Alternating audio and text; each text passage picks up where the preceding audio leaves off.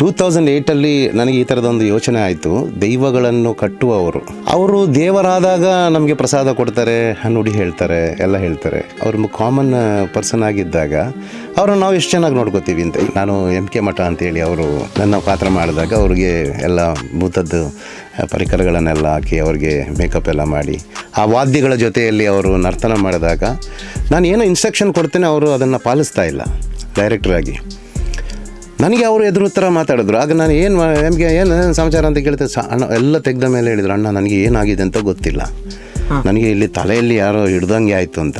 ನಾನು ಥಿಯೇಟ್ರಲ್ಲಿ ನೋಡಿದಾಗ ನಮ್ಮಲ್ಲಿರುವ ಎಲ್ಲ ಕಮ್ಯುನಿಟಿ ಪೀಪಲ್ ಇದ್ದರು. ಅಲ್ಲಿ ಮುಸ್ಲಿಂ ಸಮುದಾಯದವರು ಇದ್ದರು, ಕ್ರಿಶ್ಚಿಯನ್ ಸಮುದಾಯದವರು ಇದ್ದರು, ವಯಸ್ಸಾದ ಅಜ್ಜಿಯಂದರು ಇದ್ದರು, ಅಜ್ಜಿಯಂದರು ಇದ್ದರು. ಎದ್ದೇಳೋಕ್ಕಾಗ್ತಿಲ್ಲ ಒಬ್ಬರಿಗೆ, ಅವರೂ ಇದ್ದರು.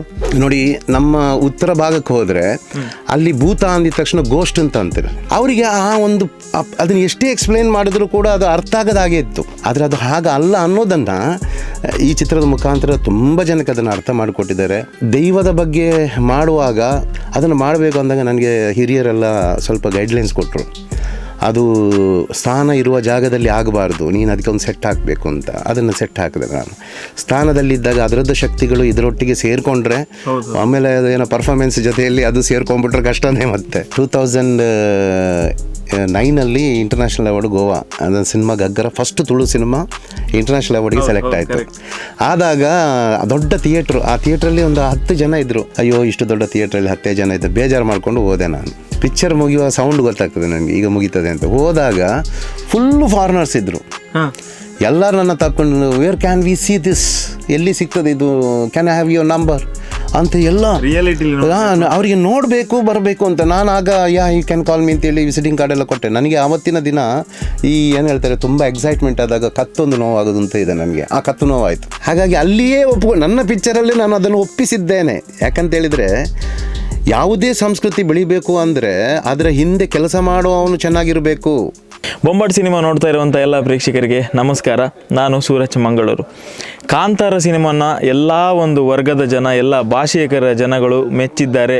ಒಂದು ಉತ್ತಮ ಪ್ರತಿಕ್ರಿಯೆ ಜೊತೆಗೆ ಒಂದು ಯಶಸ್ಸಿನ ಉತ್ತುಂಗಕ್ಕೆ ಸಿನಿಮಾ ಹೋಗ್ತಾ ಇದೆ. ಈ ಒಂದು ಸಂದರ್ಭದಲ್ಲಿ ತುಳುವಿನಲ್ಲಿ 2008 ಈ ಥರದ ಒಂದು ಗಗ್ಗರ ಅನ್ನೋ ಒಂದು ಟೈಟಲ್ನಲ್ಲಿ ದೈವಾರಾಧನೆಯ ಕಾನ್ಸೆಪ್ಟನ್ನು ಮುಟ್ಟಿ ಚಿತ್ರ ಮಾಡಿದಂಥ ಒಬ್ಬ ಸಿನಿಮಾ ಮೇಕರ್ ನಮ್ಮ ಜೊತೆ ಇದ್ದಾರೆ. ಶಿವಧ್ವಜ್ ಶೆಟ್ಟಿ ಅವರು ನಿರ್ದೇಶಕರು ಹೌದು, ನಟರೂ ಹೌದು, ನಿರ್ಮಾಪಕರು ಹೌದು.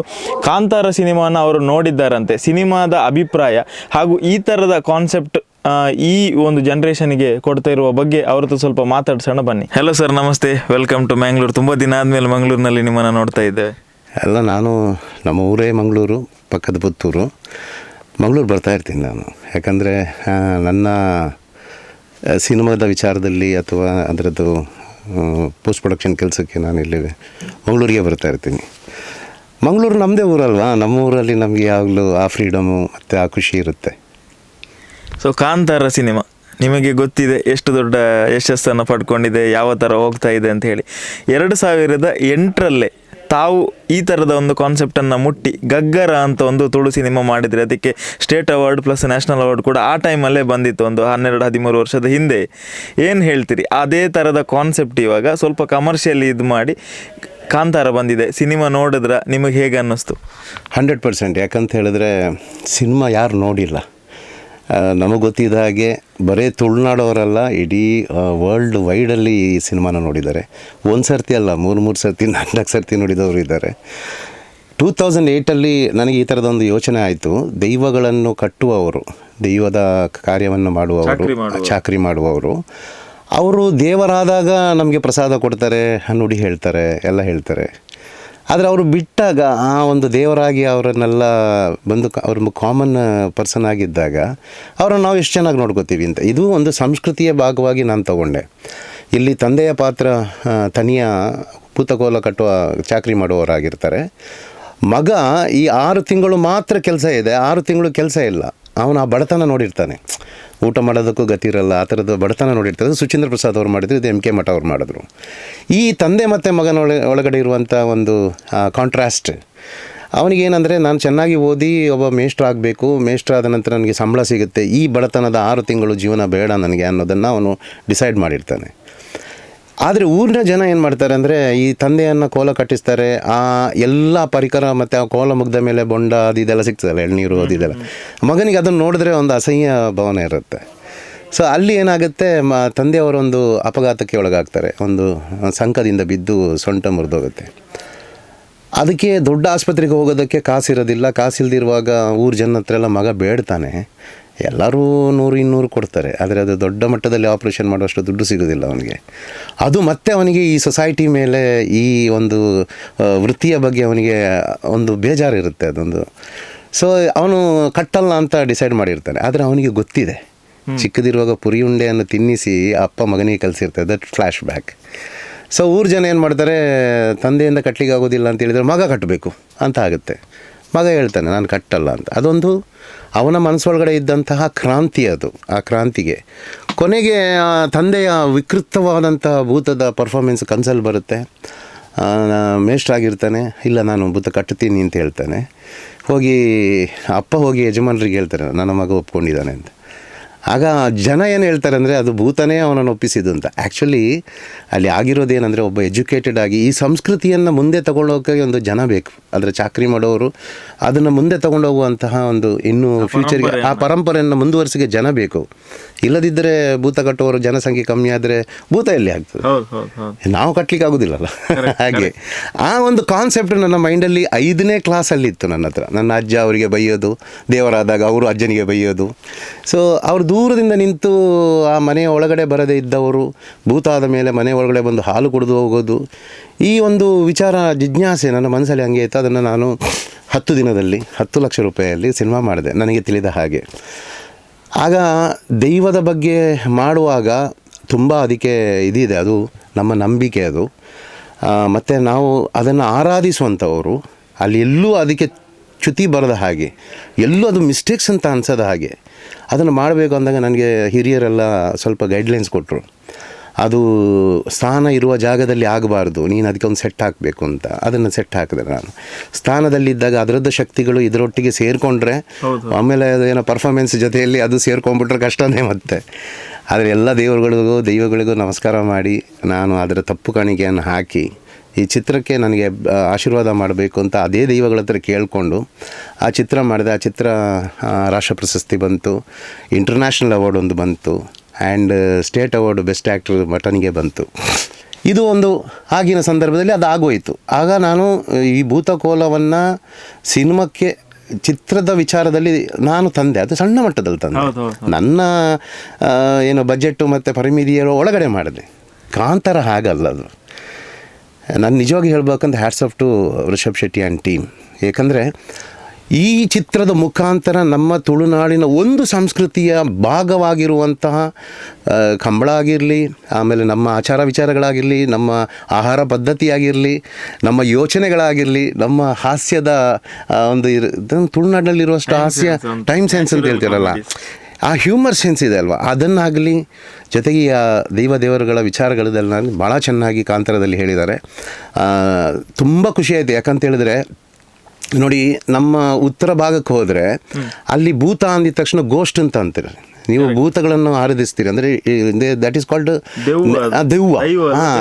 ಅವರಿಗೆ ಆ ಒಂದು ಅದನ್ನು ಎಷ್ಟೇ ಎಕ್ಸ್ಪ್ಲೇನ್ ಮಾಡಿದ್ರು ಕೂಡ ಅದು ಅರ್ಥ ಆಗೋದಾಗೆ ಇತ್ತು. ಭೂತಾರಾಧನೆ ಅಂದರೆ ನೀವೇನು ರೀ ದೆವ್ವಗಳಿಗೆಲ್ಲ ಪೂಜೆ ಮಾಡ್ತೀರೇನ್ರಿ ಅಂತ ಅನ್ನೋ ಮಟ್ಟದಲ್ಲಿ ಇತ್ತು.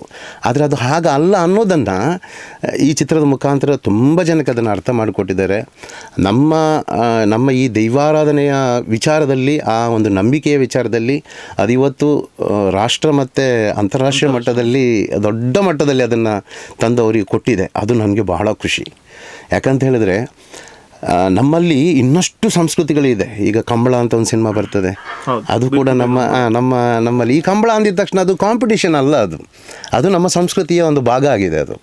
ಸೊ ಅಂಥ ಎಲ್ಲ ವಿಚಾರಗಳನ್ನು ಒಂದು ಸೆಲ್ಯುಲಾಯ್ಡಿಗೆ ರಿಷಬ್ ಶೆಟ್ಟಿ ತಂದು ಅದನ್ನು ಜನರಿಗೆ ಅರ್ಥ ಮಾಡಿಸಿ ಅದನ್ನೊಂದು ಎಂಟರ್ಟೈನ್ಮೆಂಟ್ ಭಾಗದಲ್ಲೂ ಕೂಡ ಅದನ್ನು ಸಕ್ಸಸ್ಫುಲ್ಲಾಗಿ ಮಾಡೋದು, ಅದರ ಜೊತೆಯಲ್ಲಿ ಒಂದು ಸೋಷಲ್ ಒಂದು ಮೆಸೇಜ್ ಕೊಡೋದು, ಎಲ್ಲವನ್ನು ಅದ್ಭುತವಾಗಿ ಮಾಡಿದ್ದಾರೆ. ಟೋಟಲ್ ಆಗಿ ಸಿನಿಮಾ ವಂಡರ್ಫುಲ್. ಯಾಕಂತೇಳಿ ಇದೀಗ ನಾನು ಹೇಳೋದಲ್ಲ, ಇಡೀ ಪ್ರಪಂಚನೇ ಹೇಳ್ತಾ ಇದೆ. ಸೊ ಮತ್ತೊಮ್ಮೆ ಆ ಹೊಂಬಾಳೆ ಸಿನಿಮಾದವರಿಗಾಗಲಿ, ರಿಷಬ್ ಶೆಟ್ಟಿ ಟೀಮ್ಗಾಗಲಿ, ಅದರಲ್ಲಿ ಎಲ್ಲ ಕಲಾವಿದರು, ತಂತ್ರಜ್ಞರು ಎಲ್ಲರಿಗೂ ಏನದಿಲ್ಲ ನಮ್ಮ ತುಳುನಾಡಿನ ಪರವಾಗಿ ಅವರಿಗೆಲ್ಲರಿಗೂ ದೊಡ್ಡ ಕೃತಜ್ಞತೆಗಳು. ಇನ್ನಷ್ಟು ನಮ್ಮ ಸಂಸ್ಕೃತಿಯ ಒಳ್ಳೆ ಚಿತ್ರ ಮಾಡಬೇಕು, ಅದರಲ್ಲಿ ಯಾವುದೇ ಲೋಪದೋಷ ಇರಬಾರ್ದು. ಕಮರ್ಷಿಯಲ್ ಆಗಿ ಯೋಚನೆ ಮಾಡಿದ್ದಲ್ಲ ಇದು. ಅದು ಇಷ್ಟು ದೊಡ್ಡ ಮಟ್ಟದಲ್ಲಿ ಆಗೋಯ್ತು. ಅದನ್ನು ಜನ ತಗೊಂಡು ಹೋಗ್ತಾರೆ. ನಿಮಗೆ ಜನ ತಗೊಂಡು ಹೋದ ಮೇಲೆ ನೀವು ಏನು ಮಾತಾಡಲಿಕ್ಕಿಲ್ಲ, ಪಬ್ಲಿಸಿಟಿ ಬೇಕಾಗಿಲ್ಲ ಅಲ್ವಾ, ಜನರ ಮಾತಿಂದ ಹೋಗ್ತದೆ. ಹೌದು. ನಾನು ಥಿಯೇಟ್ರಲ್ಲಿ ನೋಡಿದಾಗ ನಮ್ಮಲ್ಲಿರುವ ಎಲ್ಲ ಕಮ್ಯುನಿಟಿ ಪೀಪಲ್ ಇದ್ದರು. ಅಲ್ಲಿ ಮುಸ್ಲಿಂ ಸಮುದಾಯದವರು ಇದ್ದರು, ಕ್ರಿಶ್ಚಿಯನ್ ಸಮುದಾಯದವರು ಇದ್ದರು, ವಯಸ್ಸಾದ ಅಜ್ಜಂದರು ಇದ್ದರು, ಅಜ್ಜಿಯಂದರು ಇದ್ದರು, ಎದ್ದೇಳೋಕ್ಕಾಗ್ತಿಲ್ಲ ಒಬ್ಬರಿಗೆ, ಅವರೂ ಇದ್ದರು. ಅಂದರೆ ಒಮ್ಮೆಗೆ ಯಾರ ಮನೇಲಿ ಇವತ್ತು ಕೇಳಿ, ನನಗೆ ಹೋದಲ್ಲಿ ಎಲ್ಲ ಕಾಂತಾರ ನೋಡಿದ್ರು ಅಂತ ನನ್ನ ಹತ್ರ 10 ಜನ ದಿನ ಕಾಂತಾರದ ಬಗ್ಗೆ ಮಾತಾಡ್ತಾರೆ, ಆ ಥರದ ಸಿನಿಮಾ ಮಾಡಿ ಅಂತ ಮಾತಾಡ್ತಾರೆ. ಒಂದು ಒಳ್ಳೆ ವಿಚಾರ ಆಗೋಯಿತು, ತುಂಬ ಖುಷಿ. ಮತ್ತು ಈ ಬೇರೆ ಅದರ ಬಗ್ಗೆ ಅದು ಮಾತಾಡೋದು ಇದು ಮಾತಾಡೋದೆಲ್ಲ ಇದೆಲ್ಲ ಅದು ಸುಮ್ಮನೆ. ಪ್ರವಾಹದೊಟ್ಟಿಗೆ ಏನು ಒಪೋಸಿಟ್ ಈಜಕ್ಕಾಗಲ್ಲ ನಿಮಗೆ. ಪ್ರವಾಹದೊಟ್ಟಿಗೆ ನಾವು ಹೋಗ್ಬೇಕು ಅಷ್ಟೇ. ಆ್ಯಂಡ್ ಮೋರ್ ಓವರ್ ಯಾವುದೇ ಅಲ್ಲಿ ತಪ್ಪುಗಳನ್ನು ಹುಡುಕೋಕ್ಕೆ ಚಾನ್ಸೇ ಇಲ್ಲ. ಅದು ಅಂದರೆ ಅದಕ್ಕೊಂದು ಶಕ್ತಿ ಆ್ಯಡ್ ಆಗಿದೆ. ದ್ಯಾಟ್ ಈಸ್ ದ ಡಿವೋಷನಲ್ ಒಂದು ಪವರ್ ಇದೆ ಏನಿದೆ, ಅದು ಅದರಲ್ಲಿದೆ, ಆ ಸಿನಿಮಾದಲ್ಲಿದೆ. ಸರ್, ನೀವು 2008ರಲ್ಲಿ ಒಂದು ಗಗ್ಗರ್ ಅಂತ ಸಿನಿಮಾ ಮಾಡ್ತೀರಿ ನೋಡಿ. ಆಗ ನೀವು ಹೇಳಿದ್ರಿ ಈಗ 10 ಲಕ್ಷದಲ್ಲಿ ನಾನು ಸಿನಿಮಾ ಮಾಡಿದೆ ಅಂತ. ನೀವು ಕಾಂತಾರದ ಬಜೆಟ್ ಕೇಳಿದ್ದೀರಾ 16 ಕೋಟಿ. ಅಂದರೆ ಅಲ್ಲಿ ತಗೊಂಡಿರುವಂಥ 2 ಸಿನಿಮಾದ ಮೇಯ್ನ್ ಇಂಟೆನ್ಷನ್ ಕಂಟೆಂಟ್ ಒಂದೇ, ದೈವಾರಾಧನೆಯ ಬಗ್ಗೆ. ಬಟ್ ಅಲ್ಲಿ ನೀವು ಸಣ್ಣ ಬಜೆಟಲ್ಲಿ ಮಾಡಿದ್ದೀರಿ. ಕಾರಣ ಆ ಟೈಮ್ನಲ್ಲಿ ಒಂದು ದೈವಾರಾಧನೆ ಅಥವಾ ನಮ್ಮ ತುಳುನಾಡ ಸಂಸ್ಕೃತಿಯ ಸಿನಿಮಾ ಅಂತ ಹೇಳಿದ್ರೆ ಏನಂತ ಹೇಳಿದ್ರೆ ಒಂದು ಅವಾರ್ಡ್ಗೆ ಮಂದಿನ ಸಿನಿಮಾ, ಇದಕ್ಕೆ ಹೋಗಬಹುದಾ ಬೇಡವಾ, ಇದೊಂದು ಅವಾರ್ಡ್ ಸಿನಿಮಾ ಅಂತ. ಇಲ್ಲಿ ಸ್ವಲ್ಪ ಕಮರ್ಷಿಯಲ್ ಟಚ್ ಕೊಟ್ಟಾಗ ಇಷ್ಟೊಂದು ದೊಡ್ಡ ರೀತಿಯಲ್ಲಿ ಪ್ರವಾಹದ ಥರ ಜನಗಳು ಬಂದರು. ಒಂದು ಡೇರಿಂಗ್ ಬಗ್ಗೆ ಏನು ಹೇಳ್ತೀರಿ ಅವರದ್ದು? ಅಂದರೆ ಇಲ್ಲಿ ನೀವು 10 ಲಕ್ಷದಲ್ಲಿ ಮಾಡಿದ್ರಿ, ಅದೇ ಕಾನ್ಸೆಪ್ಟನ್ನು ಅವರು 16 ಕೋಟಿಯಲ್ಲಿ ಮಾಡಿದರು.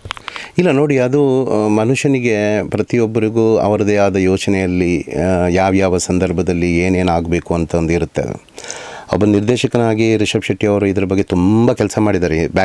ಅದರ ಹಿಂದುಗಡೆ ತುಂಬ ಅವರ ಟೀಮ್ ಎಲ್ಲ ತುಂಬ ಕೆಲಸ ಮಾಡೇ ಇರ್ತಾರೆ. ಆ್ಯಂಡ್ ಮೋರ್ ಓವರ್ ಒಂದು ಬಜೆಟ್ ಅಂತ ಸಿಕ್ಕಿದಾಗ ನಿಮಗೆ ಅದನ್ನು ತೋರಿಸುವ ರೀತಿಯಲ್ಲಿ ಟೆಕ್ನಾಲಜಿನ ನಾವು ಎಷ್ಟು ಕ್ಯಾಮ್ರಾ ಬಳಸ್ಕೋತೀವಿ, ಗ್ರಾಫಿಕಲ್ ಎಷ್ಟು ಯೂಸ್ ಮಾಡ್ತೀವಿ, ಇದು ಲೈಟಿಂಗು, ಕ್ಯಾಮ್ರಾ ಎಲ್ಲ. ಅದು ನೋಡಿ, ನಾನು 3 ಕ್ಯಾರೆಕ್ಟರ್ ಇಟ್ಕೊಂಡು ಮಾಡಿದೆ, ಅವ್ರು 106 ಕ್ಯಾರೆಕ್ಟರ್ ಇಟ್ಕೊಂಡು ಮಾಡಿದರು. ಸೊ ಅಲ್ಲಿಗೆ ಬಜೆಟ್ ಆಗೇ ಆಗುತ್ತೆ. ಆ್ಯಂಡ್ ನಾನು ಏನಂದರೆ ಈ ಸಿನಿಮಾನ ಆಗಿನ ಕಾಲದಲ್ಲಿ ತುಳುನಾಡಿನವರು ನೋಡ್ತಾರೋ ಇಲ್ಲವೋ ಅನ್ನೋದು ನನಗೆ ಗೊತ್ತಿರಲಿಲ್ಲ. ನಾನು ಒಂದು ಸಂಸ್ಕೃತಿಯ ವಿಚಾರದಲ್ಲಿ ಮಾತಾಡೋಕ್ಕೆ ಹೊರಟೆ, ಅವರು ಒಂದು ಸೋಷಿಯಲ್ ಇಶ್ಯೂನ ಇಟ್ಕೊಂಡು ಮಾತಾಡಿದ್ರು. ಸೋಷಿಯಲ್ ಇಶ್ಯೂಸ್ ಅಂತ ಬಂದಾಗ ದೊಡ್ಡದಾಗುತ್ತೆ, ದೊಡ್ಡ ಕ್ಯಾನ್ವಸ್ ಆಗುತ್ತೆ ಅದು ಅಲ್ವಾ. ನಾನು ಅದನ್ನು 10 ಲಕ್ಷದಲ್ಲಿ ಸೋಷಿಯಲ್ ಇಶ್ಯೂ ತೊಗೊಂಡೋಗೋದ್ರೆ ಅದು 2 ಜನ ಇಟ್ಕೊಂಡು ಎಲ್ಲ ಮಾಡ್ಲಿಕ್ಕೆ ಆಗೋದಿಲ್ಲ. ಅದು ತುಂಬ ಆಭಾಸ ಆಗಿ ಅನಿಸುತ್ತೆ.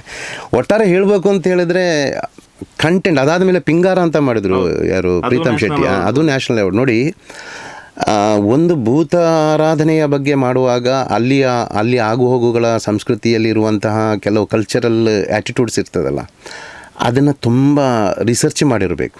ಅದು ಎಲ್ಲವೂ 100% ಬರಬೇಕು ಅಂತೇನಿಲ್ಲ.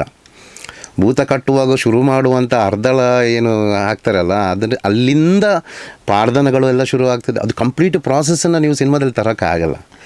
ಸ್ವಲ್ಪ ನಿಮ್ಮ ಎಕ್ಸ್ಪೀರಿಯನ್ಸ್ ಹೇಳಿ ಸರ್. ಒಂದು ದೈವಾರಾಧನೆ ಸಿನಿಮಾ ಮುಟ್ಟಿದಾಗ ಅದರಲ್ಲಿ ಎಷ್ಟು ಪ್ಲಸ್ ಇದೆ, ಎಷ್ಟು ಮೈನಸ್ ಇದೆ, ಎಷ್ಟು ಡೀಪಾಗಿ ಹೋಗಬೇಕಾಗುತ್ತೆ, ಎಷ್ಟು ಪಾವಿತ್ರತೆಯಿಂದ ಅದನ್ನು ಹುಡುಕಬೇಕಾಗುತ್ತೆ. ಅದನ್ನು ನಾನು ಎಂ ಕೆ ಮಠ ಅಂತೇಳಿ ಅವರು ನನ್ನ ಪಾತ್ರ ಮಾಡಿದಾಗ ಅವ್ರಿಗೆ ಎಲ್ಲ ಭೂತದ್ದು ಪರಿಕರಗಳನ್ನೆಲ್ಲ ಹಾಕಿ ಅವ್ರಿಗೆ ಮೇಕಪ್ ಎಲ್ಲ ಮಾಡಿ ಆ ವಾದ್ಯಗಳ ಜೊತೆಯಲ್ಲಿ ಅವರು ನರ್ತನ ಮಾಡಿದಾಗ ನಾನು ಏನೋ ಇನ್ಸ್ಟ್ರಕ್ಷನ್ ಕೊಡ್ತೇನೆ, ಅವರು ಅದನ್ನು ಪಾಲಿಸ್ತಾ ಇಲ್ಲ ಡೈರೆಕ್ಟ್ರಾಗಿ. ನನಗೆ ಅವರು ಎದುರು ಥರ ಮಾತಾಡಿದ್ರು. ಆಗ ನಾನು ನಮಗೆ ಏನು ಸಮಾಚಾರ ಅಂತ ಕೇಳ್ತೆ, ಅಣ್ಣ ಎಲ್ಲ ತೆಗೆದ ಮೇಲೆ ಹೇಳಿದ್ರು, ಅಣ್ಣ ನನಗೆ ಏನಾಗಿದೆ ಅಂತ ಗೊತ್ತಿಲ್ಲ, ನನಗೆ ಇಲ್ಲಿ ತಲೆಯಲ್ಲಿ ಯಾರೋ ಹಿಡ್ದಂಗೆ ಆಯಿತು ಅಂತ. ನೋಡಿ, ಅಲ್ಲಿ ತಲೆ ಪಟ್ಟಿ ಕಟ್ಟುವಾಗ ಹಿಂದೆ ಒಂದು ಜುಟ್ಟು ಕಟ್ತಾರೆ ಇಡೀ ಕೂದಲನ್ನು, ಆವಾಗ ನಿಮ್ಮ ನರನಾಡಿಗಳನ್ನು ಎಳೆದು ಕಟ್ಟಿದಾಗೆ ಅದು. ಅರ್ಥ ಆಯ್ತಾ ನಿಮಗೆ? ಸೊ ಹಾಗೆ ಆಮೇಲೆ ಏನಂದರೆ ಬೇಸಿಕಲಿ ನಾವು ಅಲ್ಲಿ ಪಕ್ಕದ ನಾಗಬನದ ಹತ್ರ ಎಲ್ಲ ಮಾಡ್ತೀವಿ. ನಮ್ಮ ಕ್ಯಾಮ್ರಾಮನ್ ಅವರು ಸಿಗರೇಟ್ ಸೇರ್ತಾಯಿದ್ರು. ನಾನು ಹೇಳಿದೆ, ಸರ್ ಬೇಡ, ಇಲ್ಲಿ ನಾಗಬನ ಇದೆ, ಇದೊಂದು ಪವಿತ್ರವಾದ ಜಾಗ, ಇಲ್ಲಿ ಯಾರು ಹುಚ್ಚೊಯ್ಯಬಾರ್ದು, ಸಿಗರೇಟ್ ಸೇದಬಾರ್ದು ಅಂತ ಹೇಳಿದಾಗ ಅವರು ಅದನ್ನು ತುಂಬ ಸೀರಿಯಸ್ ಆಗಿ ತೊಗೊಂಡಿರಲಿಲ್ಲ. ಮತ್ತೊಂದು ದಿನ ಹಾವು ನೋಡಿದಾಗಲೇ ಅವರಿಗೆ ಭಯ ಆಯಿತು. ಅವು ಜಡೆ ಎತ್ತು ನಿಂತಿದ್ದು ನೋಡಿದ್ದು ಹಿಂಗೆ ತಿರುಗಿ ನೋಡಿದ್ರೆ ಅವು ಸಾರ್ ನಾಗಪ್ಪ ಬಂದ್ಬಿಟ್ರು ಸಾರ್ ಅಂತಂದರು. ನೆಕ್ಸ್ಟ್ ಅವರು ಎಲ್ಲಿವರೆಗೆ ಅಂದರೆ ನಾವೆಲ್ಲೆಲ್ಲಿ ಓಡಾಡ್ತಾ ಅಲ್ಲೆಲ್ಲ ಟ್ಯೂಬ್ಲೈಟ್ ಹಾಕಿಸಿದ್ರು ನನ್ನ ಹತ್ರ.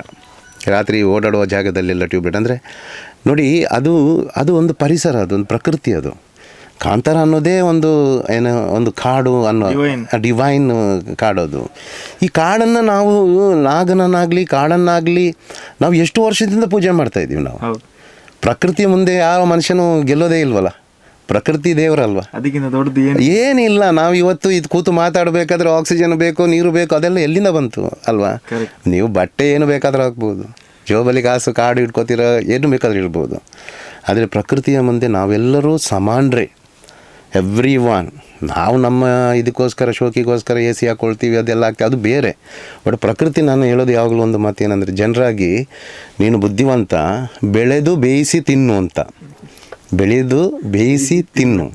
ಆದರೆ ನಾವು ಅದನ್ನು ಬಿಟ್ಟು ಬೇರೆಲ್ಲ ಮಾಡ್ತಾಯಿದ್ದೀವಿ. ಅದರಿಂದಾಗಿ ನಮಗೆ ಈ ಪ್ರಕೃತಿ ವಿಕೋಪಗಳೇನು ಆಗ್ತಾ ಇದೆ, ಅದರದೆಲ್ಲ ರಿಯಾಕ್ಷನ್ಸ್ ಅದು. ಸೊ ಮತ್ತೆ ನಾವು ಪ್ರಕೃತಿಗೆ ನಾವು ಶರಣರಾಗಬೇಕು. ಪ್ರಕೃತಿ ಜೊತೆಲಿರುವಂಥ ಆರಾಧನೆಗಳು ಯಾವತ್ತೂ ನಾನು ಹೇಳೋದು, ಯಕ್ಷಗಾನದಲ್ಲಿ ಆಗಲಿ ನಾಟಕಗಳಲ್ಲಾಗಲಿ ನ್ಯಾಯ ಗೆಲ್ಲಬೇಕು, ದೇವರುಗಳು ಗೆಲ್ಲಬೇಕು. ಯಾಕೆ ಹೇಳಿ, ರಾಕ್ಷಸರು ಗೆದ್ದರೆ ಸಮಾಜ ಕೂಡ ರಾಕ್ಷಸರು ಗೆದ್ದು ಬಿಡ್ತಾರಲ್ಲ. ಪ್ರತಿಯೊಬ್ಬನ ಮನುಷ್ಯರಲ್ಲಿ ಎಷ್ಟೇ ಒಳ್ಳೆ ಮನುಷ್ಯನಾಗಿರಲಿ, ಅವನ ಹತ್ರ ಒಂದು ರಾಕ್ಷಸ ಸ್ವಭಾವ ಇದ್ದೇ ಇರುತ್ತೆ. ಆದರೆ ಸಮಾಜ ಮತ್ತು ನಮ್ಮ ಪರಿಸರ ಅವನ ರಾಕ್ಷಸ ಸ್ವಭಾವವನ್ನು ಹದ್ದುಬಸ್ತಲ್ಲಿ ಇಟ್ಕೊಳ್ತದೆ. ಅದು ವಿಕೃತವಾಗಿ ಎದ್ದು ನಿಂತರ ಬೇರೆ ರೀತಿಯಲ್ಲಿ ಆಗುತ್ತೆ ಅಂತ. ಅಂಥದ್ರಲ್ಲಿ ಈ ಥರದ ಡಿವೈನಿಟಿ ಇರುವ ಸಿನಿಮಾಗಳನ್ನು ಪಾಸಿಟಿವ್ ಆಗಿ ಜನರು ನೋಡಿದ್ದು, ಜನರು ಮೆಚ್ಚಿದ್ದು ಎಲ್ಲ ಸಮುದಾಯದವ್ರನ್ನ ನಾನು ಹೇಳ್ತಾ ಇದ್ದೀನಿ. ಇಲ್ಲಿ ಇವರಲ್ಲಿ ನೋಡಿ, ಅದರಲ್ಲಿ ಒಬ್ಬ ಗರ್ನಲ್ ವ್ಯಾರಿ ಅಂತ ಇದ್ದಾರೆ, ಅವರು ಕೂಡ ಅಷ್ಟೇ. ಈಗಲೂ ಕೂಡ ಕೆಲವು ವಿಚಾರದಲ್ಲಿ ಗರ್ನಲ್ ಹಾಕ್ಲಿಕ್ಕೆ ಅವರೇ ಬರೋದು. ಅಲ್ಲಿ ಸಾಮರಸ್ಯ ಅಲ್ವಾ? ಅಲ್ಲಿ ಪಕ್ಕದಲ್ಲಿರುವಂತಹ ಅವರು ಹರಕೆ ಹಾಕಲಿಕ್ಕೆ ಬರುವವರು, ಅಲ್ಲಿ ಸಾಮರಸ್ಯ ಅಲ್ವಾ? ಆ ಸಾಮರಸ್ಯಗಳನ್ನೇ ಸೇರಿಸಬೇಕೇ ಹೊರತು ಡಿವೈಡ್ ಮಾಡೋದು ತಪ್ಪು ಅಂತ ನನ್ನ ಒಂದು ಭಾವನೆ. ಆ್ಯಂಡ್ ಮೊರವರ್, ಒಂದು ಅದ್ಭುತವಾದ ಸಿನಿಮಾನ ಕೊಟ್ಟಿದ್ದಕ್ಕೆ ಮತ್ತೊಮ್ಮೆ ಅವರಿಗೆಲ್ಲರಿಗೂ ಭಾರಿ ದೊಡ್ಡ ಕೃತಜ್ಞತೆಗಳು. ಇನ್ನಷ್ಟು ಒಳ್ಳೆ ಸಿನಿಮಾಗಳು ಇದರ ಬಗ್ಗೆ ಬರಲಿ. ಇನ್ನಷ್ಟು ನಮ್ಮಲ್ಲಿ ಬೇಕಾದಷ್ಟು ತುಳುನಾಡಿನಲ್ಲಿ ಕಥೆ ಇದೆ ಅಲ್ವಾ? ಹಿಸ್ಟಾರಿಕಲ್ ಆಗಲಿ, ಡಿವೋಷನಲ್ ಆಗಲಿ ಎಲ್ಲ ಇದೆ. ಆದರೆ ಅದನ್ನು ಮಾಡುವಾಗ ಮಾತ್ರ ನ್ಯಾಯವಾಗಿ ಮಾಡಬೇಕು. ನ್ಯಾಯವಾಗಿ ಮಾಡಿದ್ರೆ ಗೆಲ್ತೀರಿ. ಬರೀ ವ್ಯಾಪಾರ ದೃಷ್ಟಿಯಲ್ಲಿ ಮಾಡಿದರೆ ಖಂಡಿತ ಆಗೋದಿಲ್ಲ.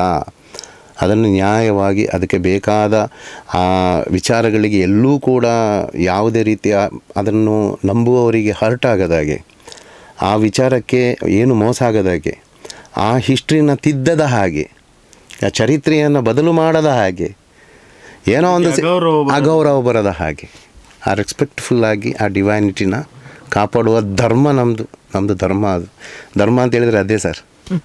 ಮಾಡುವಂಥ ಕೆಲಸಗಳಲ್ಲಿ ಒಳ್ಳೇದು ಮಾಡಿದರೆ ಅದು ಧರ್ಮ ಅಂತ ಹೇಳ್ತಾರೆ.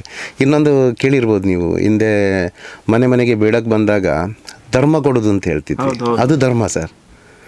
ಇಲ್ಲದವನಿಗೆ ಕೊಡೋದು ಧರ್ಮ ಸರ್ ಅದು.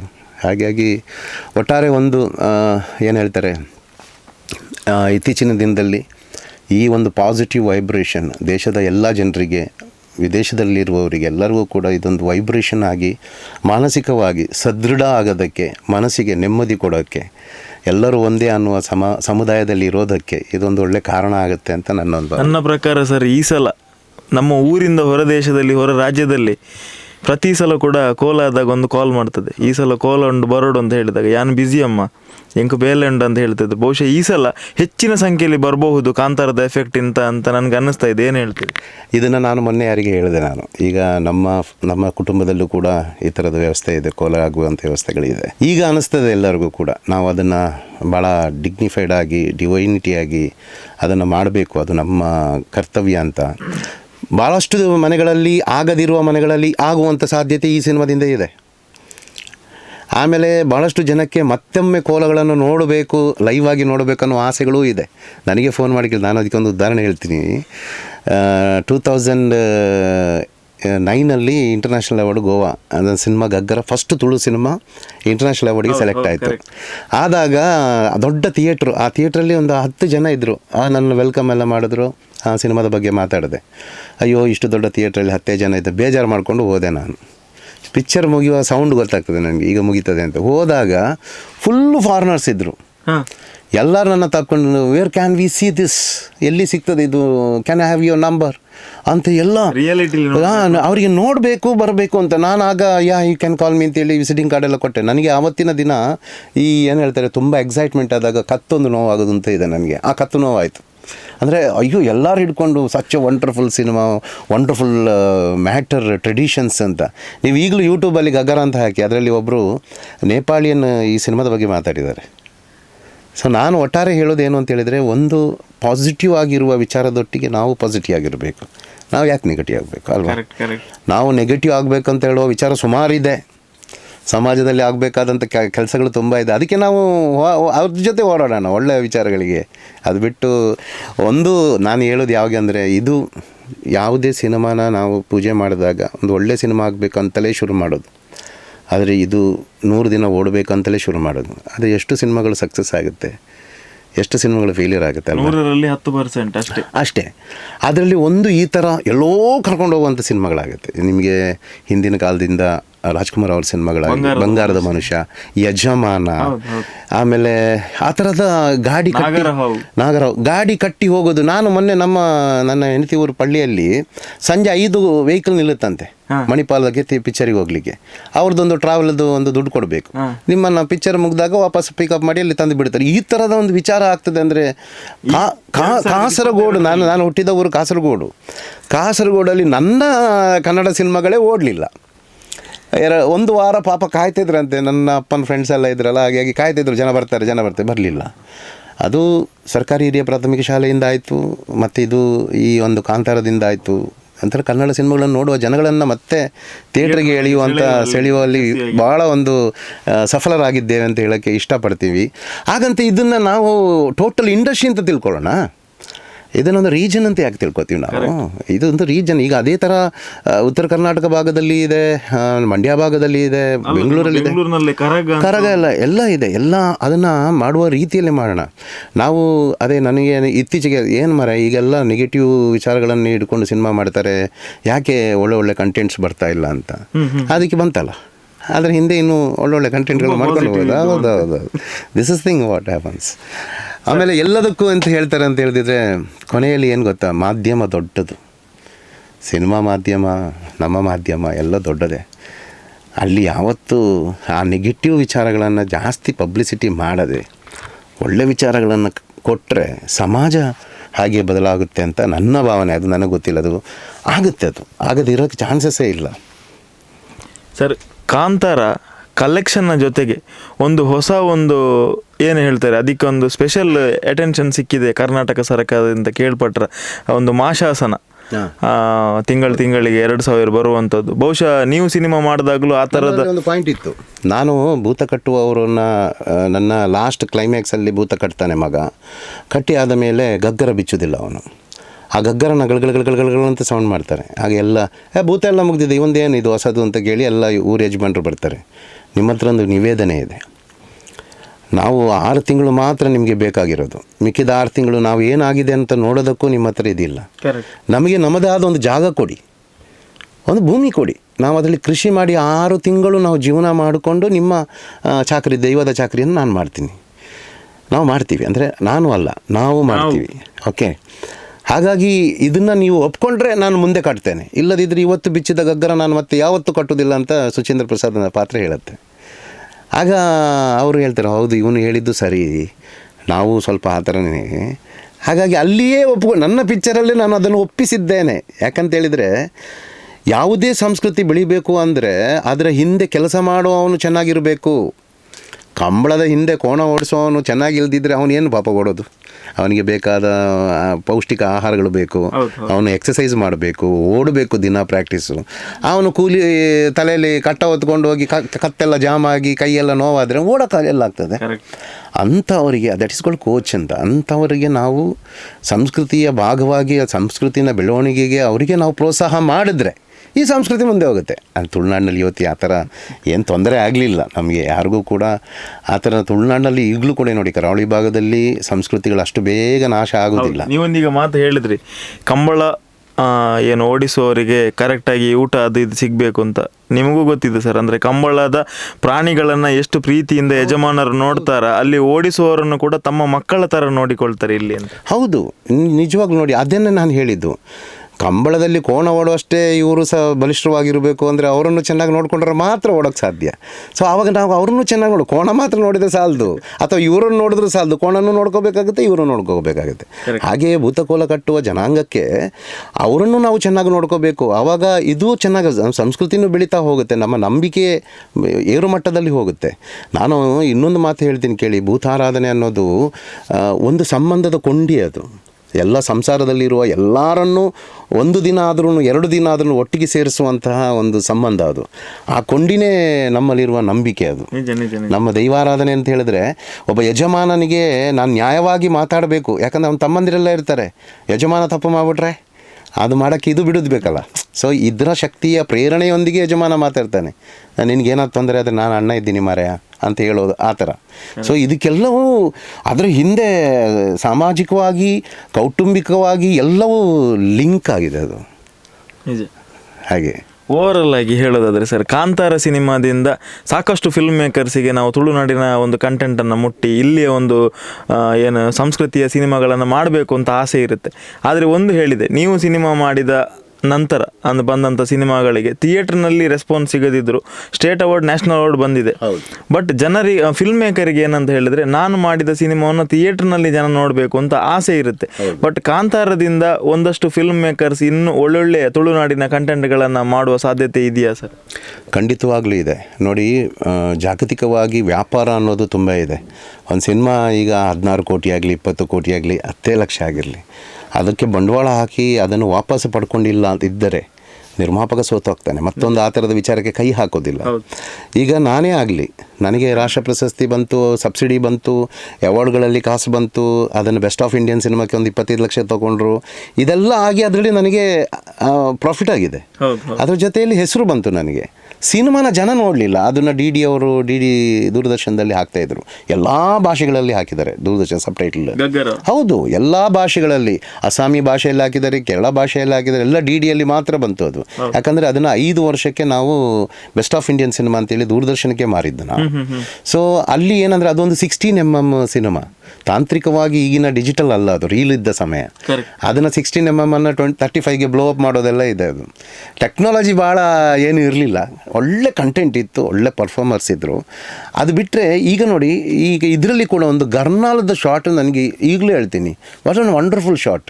ಅದನ್ನು ಬಿಸಾಕಿದ್ದು, ಅಲ್ಲಿ ಮೇಲೆ ಹೋಗಿ ಅದು ಹೊಡೆದಿದ್ದು, ಆ ಕಾಂತಾರದ ಸುತ್ತ ಏನು ಕೆಂಡ ಹಾಕಿರುವ ಗ್ರಾಫಿಕಲ್ ಶಾಟ್, ಅದು ಹೋಗಿ ಕಾಂತಾರದಲ್ಲಿ ಹೋಗಿ ಟೈಟಲ್ ಬರೋದು, ಇದೆಲ್ಲ ಅದ್ಭುತವಾದ ಕಲ್ಪನೆ. ಅದು ಆ ತಂತ್ರಜ್ಞರು, ಆ ವಿಚಾರಕ್ಕೆ ನಿರ್ದೇಶಕನ ಒಂದು ಫೀಡಿಂಗು, ಅದೆಲ್ಲವೂ ಸೇರಿ ಒಂದು ಅದ್ಭುತ ಸಿನಿಮಾ ಆಗುತ್ತೆ. ಒಬ್ಬರಿಂದ ಏನು ಮಾಡ್ಲಿಕ್ಕೆ ಆಗೋದಿಲ್ಲ, ಟೀಮ್ ವರ್ಕ್. ನನಗೆ ಇನ್ನೊಂದು ಭಾಳ ಖುಷಿಯಾಗಿದೆ, ನಮ್ಮ ತುಳುನಾಡಿನ ಭಾಳ ಅದ್ಭುತ ಕಲಾವಿದರನ್ನ ಬಳಕೆ ಮಾಡಿರೋದು.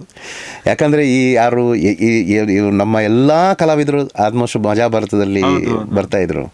ನನಗೆ ಅವರ ಟೈಮಿಂಗ್ ಸೆನ್ಸು, ಕಾಮಿಡಿ. ಆದರೆ ಕನ್ನಡಕ್ಕೆ ಆಗುವಾಗ ಸ್ವಲ್ಪ ಭಾಷೆಯ ವಿಚಾರದಲ್ಲಿ ತೊಂದರೆ ಆಗುತ್ತೆ. ಮಂಗಳೂರು ಭಾಷೆ ಮಾತಾಡಿದ್ರೆ ಅವರಿಗೆ ವರ್ಕ್ ಆಗ್ತದೆ. ಅಂಥ ಎಲ್ಲ ಕಲಾವಿದರನ್ನ ಒಂದು ಊರಲ್ಲಿ ಹಾಕಿ ಅಂಥ ಅದ್ಭುತವಾದ ಸೆಟ್ಗಳಲ್ಲಿ ಇದನ್ನು ಮಾಡೋದೊಂದಿದೆ ಅಲ್ವಾ.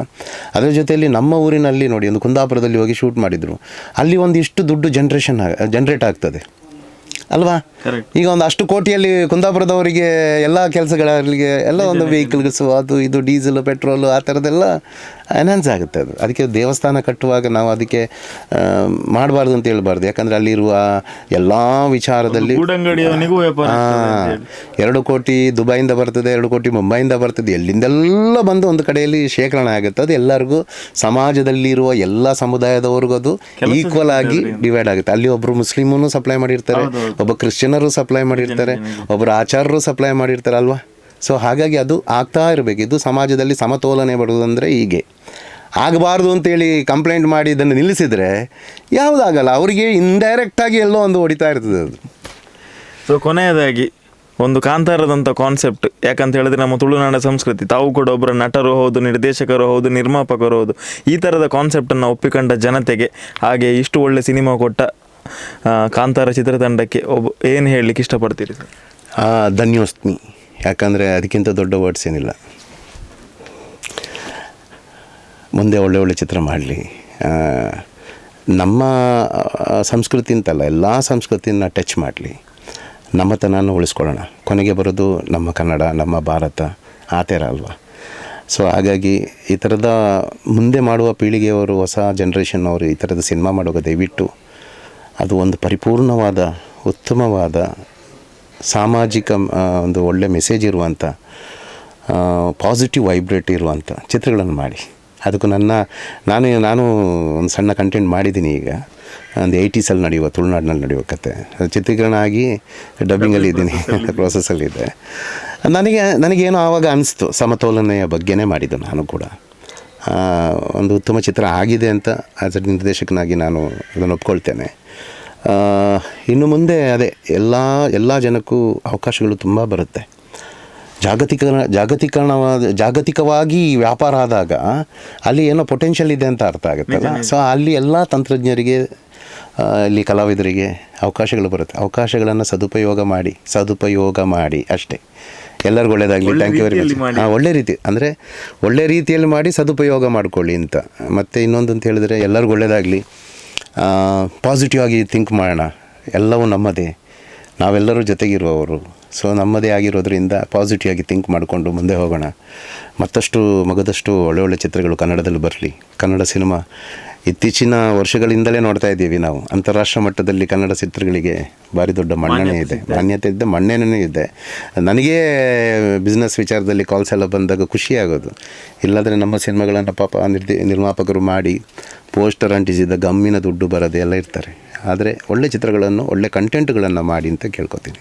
ಸರ್, ನಿಮ್ಮ ಟೈಮಿಗೆ ಧನ್ಯವಾದಗಳು ಸರ್. ಶುಭವಾಗಲಿ ನಿಮ್ಮ ಸಿನಿಮಾಕ್ಕೆ. Thank you. ಬಂಬಾಟ್ ಸಿನಿಮಾ ವೀಕ್ಷಕರಿಗೆ ನನ್ನ ನಮಸ್ಕಾರಗಳು. ಈ ಒಂದು ಯೂಟ್ಯೂಬ್ ಚಾನಲ್ನ ಸಬ್ಸ್ಕ್ರೈಬ್ ಮಾಡಿ, ಬೆಲ್ ಬಟನ್ನ ಒತ್ತಿ. Thank you.